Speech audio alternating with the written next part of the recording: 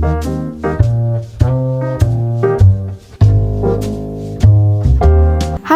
Assalamualaikum warahmatullahi wabarakatuh. Perkenalkan, nama saya Melanie Putri dari kelas 1210. Di sini saya akan mempresentasikan tugas praktik PKN yang bertema yaitu tentang pelanggaran privasi. Pertama-tama, kita akan mengetahui tentang pelanggaran privasi. Pelanggaran privasi merupakan bentuk penyalahgunaan akses data pribadi orang lain yang melawan hukum yang mengganggu hak privasi individu dengan menyebarkan data pribadi tanpa seizin orang yang bersangkutan. Sebenarnya, setiap individu memiliki hak untuk mempertahankan informasi pribadinya, tidak diakses oleh beberapa orang. Sayangnya, tidak semua orang peduli akan hal itu. Khususnya di sosial media dapat menemukan beberapa fitur agar membantu privasi tidak tersebar kepada orang-orang yang tidak bertanggung jawab. Kasus pelanggaran privasi ini banyak terjadi di dunia maya maupun di dunia nyata. Selanjutnya, contohnya adalah maraknya pelanggaran privasi di dunia maya, khususnya pada aplikasi media sosial seperti Facebook. Pada media sosial Facebook, pengguna bebas mengunggah, membagikan, dan menyukai ataupun memberikan komentar pada foto maupun video yang milik orang lain. Dengan adanya Facebook, seseorang bisa menjalin pertemanan dengan jaringan yang luas. Jalinan pertemanan tersebut menimbulkan banyak kekhawatiran seperti situs-situs pertemanan dimanfaatkan sebagai media untuk menebar kebencian, penghinaan, penghasutan, penipuan, dan lain-lain. Jadi, yang di atas itu ada pelanggaran hak, karena pelanggaran privasi termasuk pelanggaran hak yang tidak menaati undang-undang dan akan bersangkutan dengan hukum. Oke, yang selanjutnya yaitu tentang latar belakang adanya pelanggaran privasi. Jadi, latar belakangnya karena seiring berjalannya waktu, perkembangan teknologi informasi semakin cepat, semakin pesat. Seiring berjalannya waktu membuat teknologi dan informasi menjadi hal yang sentral dalam masyarakat, menjadi kebutuhan pokok bagi masyarakat untuk meningkatkan produktivitas keseharian mereka dengan akses yang cepat dan memperoleh informasi, yang membuat kemajuan teknologi informasi dan komunikasi menjadi pengubah pola hidup masyarakat dan memicu terjadinya perubahan sosial, budaya, ekonomi, pertahanan, keamanan, dan peningkatan hukum.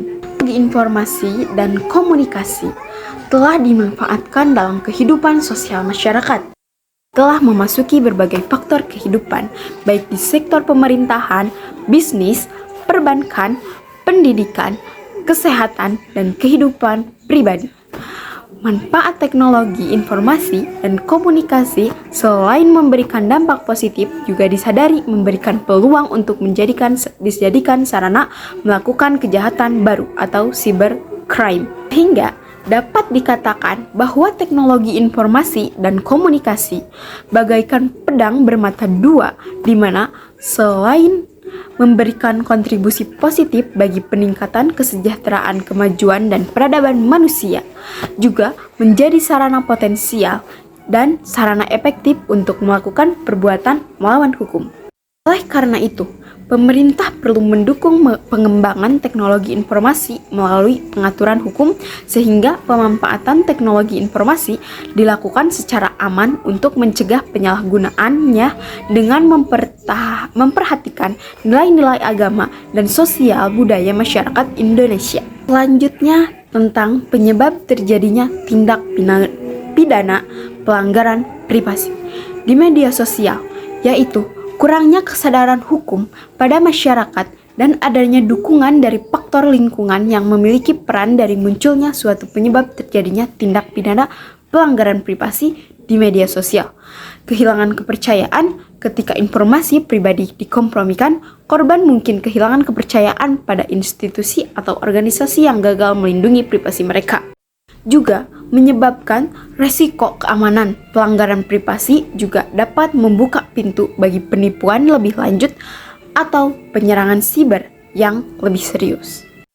Oke, dan yang terakhir yaitu solusi supaya pelanggaran privasi tidak terjadi. Yang pertama, data pribadi tidak bocor.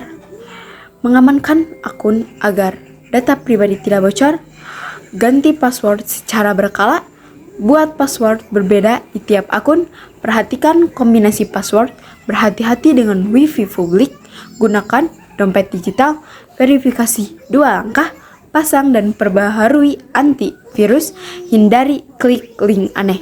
Jangan sembarangan percaya aplikasi pihak ketiga, karena bisa saja menggunakan informasi atau data pribadi yang mereka dapat dari akses tersebut secara tidak bertanggung jawab dan bisa jadi berdampak pada kehidupan. Selanjutnya, dan yang terakhir, jaga kerahasiaan PIN atau password pada ponsel atau laptop pribadi. Penting untuk memasang dan menjaga kerahasiaan PIN atau password pada perangkat elektronik pribadi, terutama yang menyimpan data-data pribadi. Oke, sekian yang bisa saya presentasikan. Mohon maaf apabila ada kesalahan. Terima kasih. Wassalamualaikum warahmatullahi wabarakatuh.